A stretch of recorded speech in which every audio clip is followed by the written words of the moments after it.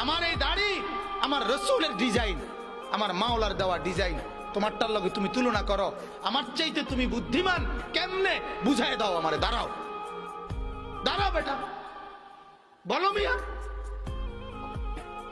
কোরআনুল কারীমে আছে আল্লাহ তাআলা বলেন, ওয়ালাকাদ খালাকনাকুম সুম্মা সাওয়ারনাকুম, বান্দা আমি তোমাকে বানিয়েছি, আমি তোমাকে সাজিয়েছি।